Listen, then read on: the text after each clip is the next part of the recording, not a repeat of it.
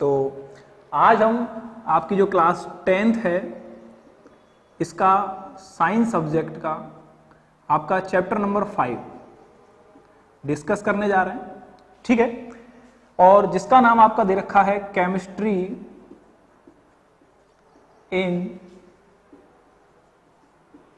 Everyday life, ठीक है। तो जैसा कि नाम से ही क्लियर है, chemistry in everyday life. Chemistry का मतलब होता है केमिकल्स, ठीक है। और एवरीडे लाइफ का मतलब हम सब जानते हैं कि हमारी जो डेली लाइफ है उससे रिगार्डिंग है ये।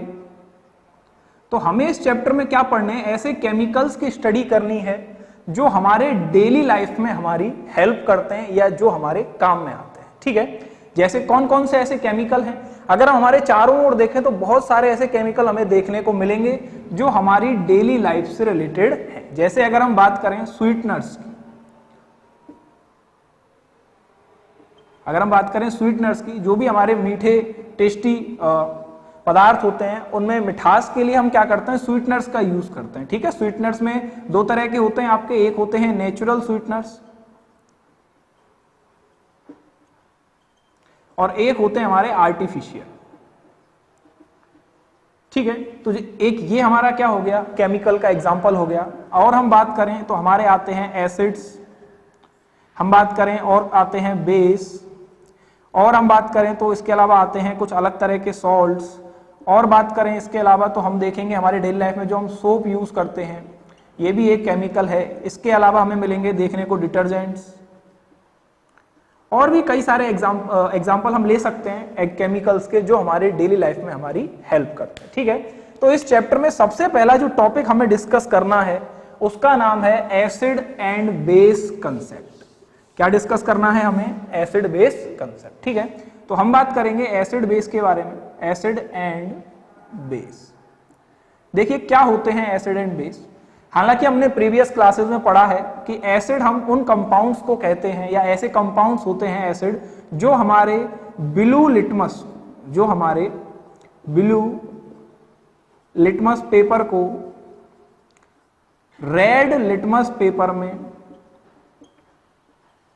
कन्वर्ट कर देते हैं, यानी कलर को चेंज कर देंगे। हमारे पास एक ब्लू लिटमस है और हमने अगर उस पर कोई एसिड डाला तो उसका कलर कैसा हो जाएगा, रेड कलर का हो जाएगा, ठीक है। इसी तरह बेस क्या होते हैं, बेस होते हैं जो कि हमारे एक रेड लिटमस को, बेस क्या होंगे, बेस होंगे जो हमारे रेड लिटमस को ब्लू लिटमस में कन्वर्ट कर देंगे,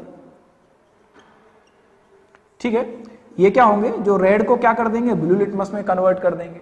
और हमने पढ़ा है कि एसिड जो हैं इनके अगर हम टेस्ट की बात करें तो एसिड जो हैं ये टेस्ट में सॉर होते हैं, यानी ये खट्टे होते हैं, ठीक है। यानी जितने भी खट्टे पदार्थ हम हमारे डेली लाइफ में यूज करते हैं उन सभी में कोई ना कोई एसिड प्रेजेंट होगा ही होगा।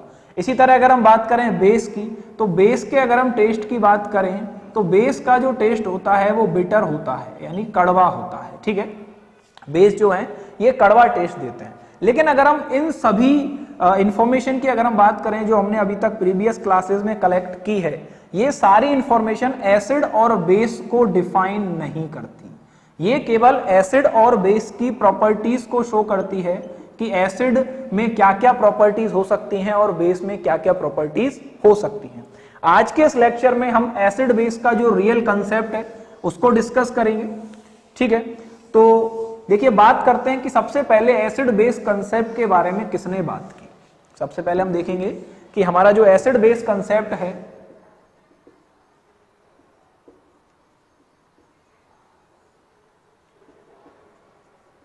इसके बारे में किसने बात की। तो सबसे पहले जो साइंटिस्ट आए जिन्होंने हमें एसिड बेस के बारे में बताया वो थे हमारे आरेनियस।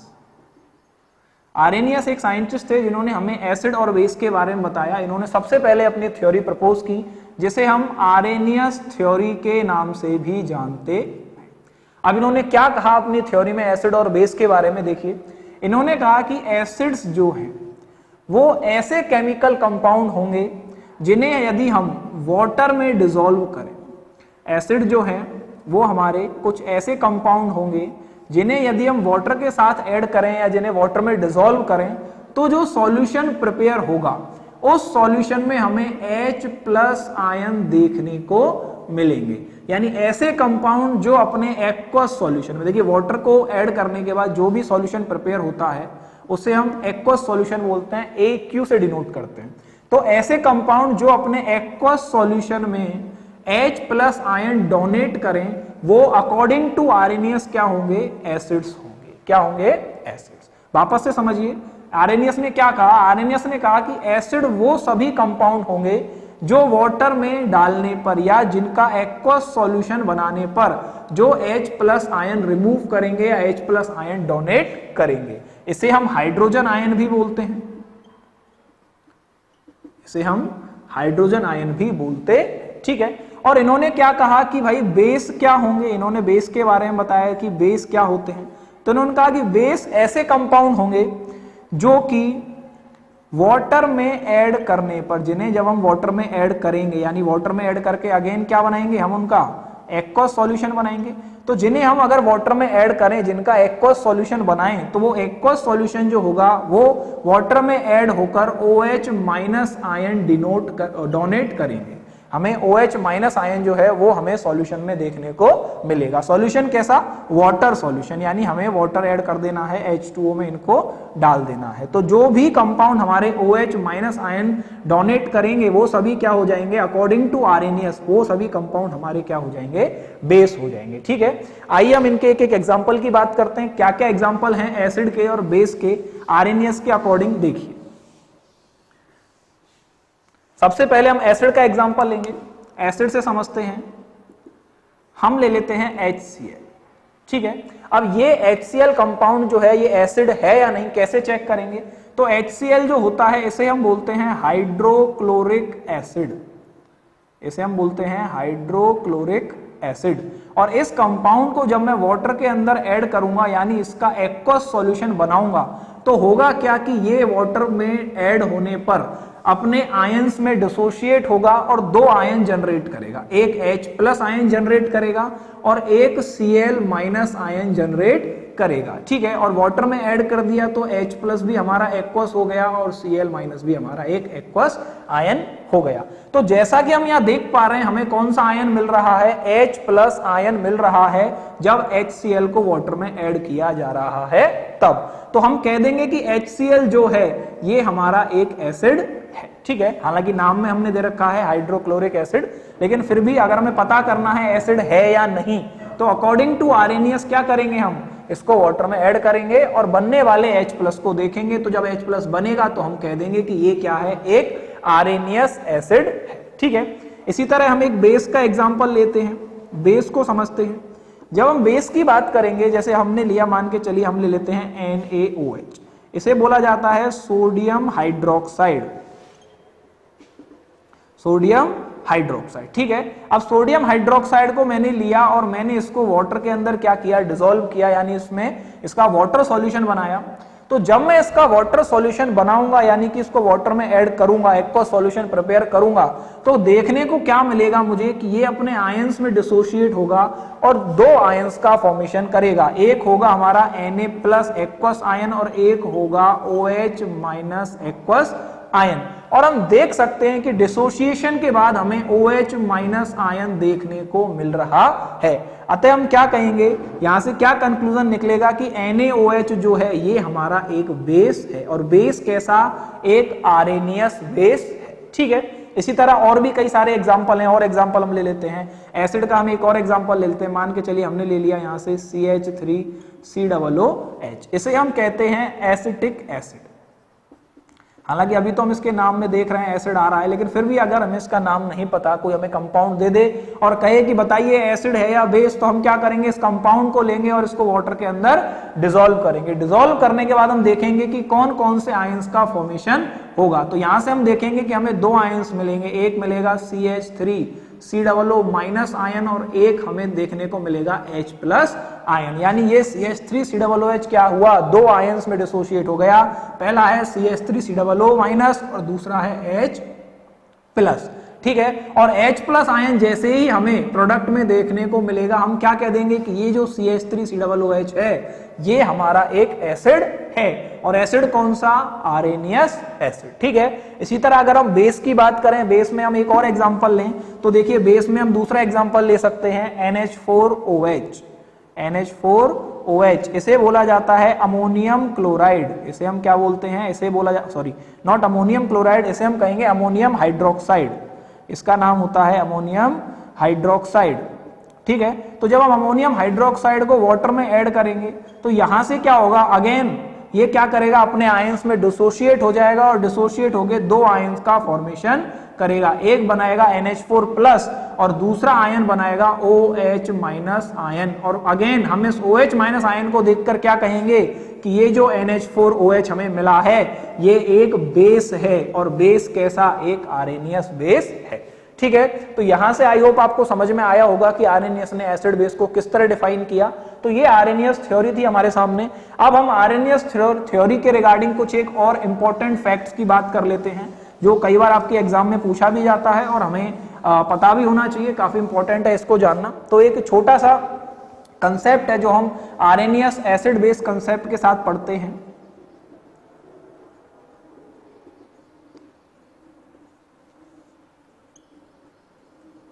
जिसे हम कहते हैं स्ट्रॉन्ग एसिड, या इसे हम कहेंगे strong and weak acid base concept.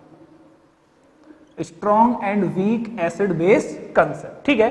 ये कंसेप्ट क्या कहता है? ये कंसेप्ट कहता है देखिए दुनिया में जितने भी एसिड्स हैं और जितने भी बेस हैं उन्हें हम उनकी स्ट्रेंथ के बेसिस पे, स्ट्रेंथ मतलब एसिड के उसको H प्लस आयन डोनेट करने की स्ट्रेंथ के बेसिस पे और बेसिस को OH माइनस आयन डोनेट करने की स्ट्रेंथ के बेसिस पे टू पार्ट्स में हम डिवाइड कर सकते हैं। सारे के सारे एसिड्स को टू पार्ट्स में डिवाइड कर देंगे और सारे के सारे बेसिस को टू पार्ट्स में डिवाइड कर देंगे। पहला पार्ट एसिड में होगा जिसे हम कहेंगे स्ट्रॉन्ग एसिड और दूसरा होगा जिसे हम कहेंगे वीक एसिड। इसी तरह हमने फर्दर क्लासिफिकेशन बेस का किया है। बेस में भी हमें यही दोनों देखने को मिलेंगे, एक होगा स्ट्रॉन्ग बेस और एक होगा वीक बेस, ठीक है।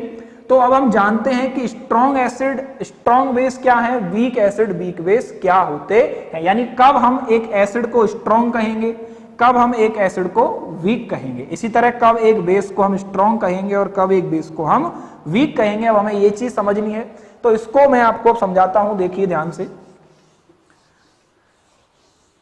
देखिए स्ट्रॉन्ग और वीक का जो कंसेप्ट है, स्ट्रॉन्ग और वीक का जो कंसेप्ट है, ये कंसेप्ट रिलेट होता है इनके डिसोसिएशन से।